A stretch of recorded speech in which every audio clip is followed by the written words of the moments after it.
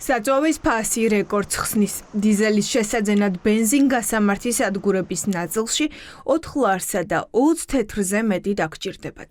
ყველაზე მეტად სწორედ დიზელი გაძვირდა. 4 ლარს გადააჭარბა სუპერის ტიპის ბენზინის ფასმაც.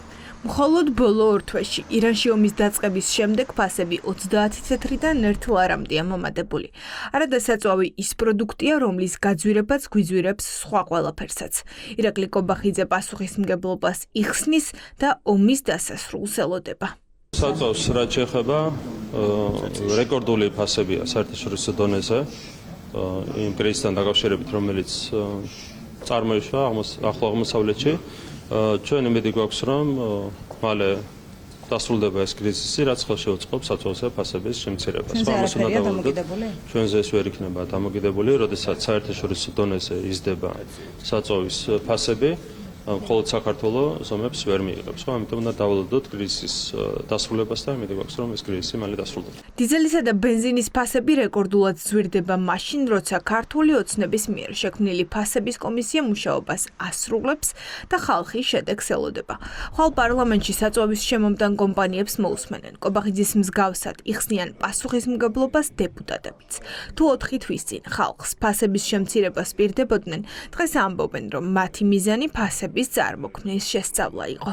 ახლო აღმოსავლეთში მიმდინარე მოვლენების შედეგად რა პრობლემებიც არის ამ მხრივ აქ შეიძლება რთულია რაღაც იმოქმედო, თუმცა რა თქმა უნდა აქაც შეიძლება გამოინახოს გამოსავალი. კომისია გასცემს პასუხს კითხვას ფას წარმოქმნის ჯაჭვში სად რა არის ობიექტური მოცემულობა, რა არის სუბიექტური მოცემულობა, თუ სადმე არის სუბიექტური მოცემულობა, როგორ გამოსწორდეს და ასე ობიექტურთანაც შეიძლება. პროდუქტის ფასებისგან განსხვავებით, საქართველოში საწვავის ფასები არის ნაკლები, ვიდრე ევროპის ძირითად ქვეყნებში.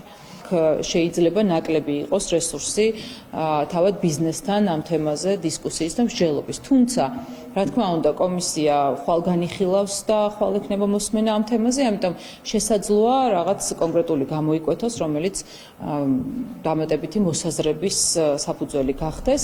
საწვავზე ფასების მატება მოსახლეობას მძიმედ აწვება, რადგან ჯაჭვურ ეფექტს იწვევს და პირველადი საჭიროების პროდუქტებსა და სურსათსაც აძვირებს. ომი ირანში ისეთივე ეფექტს ატყობს საწვავის ფასს საქართველოში, როგორც ევროპაში. 2 თვეში საწვავის იმპორტზე დახარჯული თანხები 27 მილიარდ ევროზე მეტით გაიზარდა, მაგრამ არსებობს განსხვავება. ევროპული სახელმწიფოები მოქმედებენ, ოცნების მთავრობას კი არც ერთი ნაბიჯი არ გადაუდგამს. ქართული ოცნება გამოირჩევა იმით, რომ ფასების ზრდას, ვალუტის კურსის გაუფასურებას თუ ნებისმიერ უბედურებას ეკონომიკურს, რაც ქვეყანაში ხდება, ვინმეს აბრალებენ. თუ განტევების ვაცი არ ყავთ ქვეყნის შიგნით, მაშინ აუცილებლად პოულობენ რაღაცა უცხოურ მიზეზებს.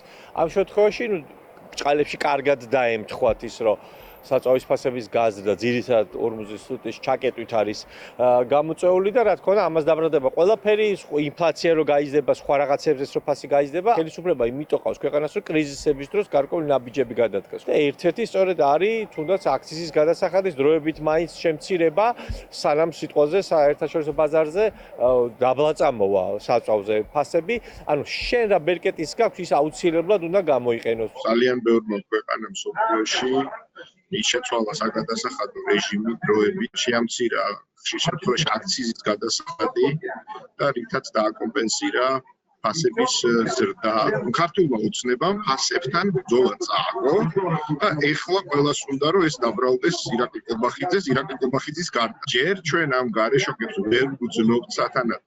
ფასები კიდევ უფრო გაიზრდება და უკვე რაღაც მომენტსაც მიაღწევს, რომ უკვე აღარ მოდაინტერესდება მოსახლეობა ეს რისი ბრალია, ის ითხოვს მთავრობისგან.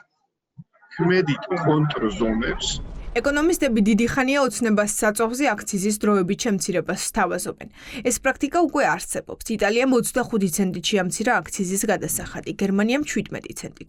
ივლისამდე ამცირებს გადასახადს ირლანდია. აქციზის შემცირებასთან ერთად მოგების ზღვარს აკონტროლებს ავსტრია. აქციზის შეამცირა ესპანეთმა, პორტუგალიამ და პოლონეთმაც. ოცნებას შეუძლია ევროპის გარდა მაგალითი მეზობელ თურქეთშიც ეძებოს, სადაც მცოცავი ტიპის აქციზი გამოიყენება კრიზისის მართვისას. მთავრობას ეს პრობლემები და ხალხის ეს ძინო მდგომარეობა არ ანაღლებს. ყოველთვის მაჯორის გლობალური შოკების დროსაც არსებობს შიდა ბერკეტები, რომელსაც შესაძლებელია სურათი არსებითად ვერ შეცვალოს, მაგრამ იმ გლობალური შოკების შერბილება მომხმარებლისთვის, ადგილობრივი მომხმარებლისთვის ყოველთვის შეუძლია. რათა ისეთი მტკივნეული არ იყოს ის საწვავის გაძვირება, როგორიც არის დღეს. ამის ნათელი მაგალითები არსებობს, ამის ბერკეტები არსებობს, დაწყებული აქციის გადასახადიდან გაგრძელებული სხვა საგადასახადო დროებითი შეღავათებით. ფასების შემცირების ნაცვლად ძვირდება სურსათიც, საწვავიც და ჯანდაცვაც. ამას ინფლაციაც აჩვენებს, მაგრამ ნაბიჯის გადადგმის ნაცვლად ოცნების წევრები იმეორებენ, რომ ყველაფერი გარე შოკების ბრალია.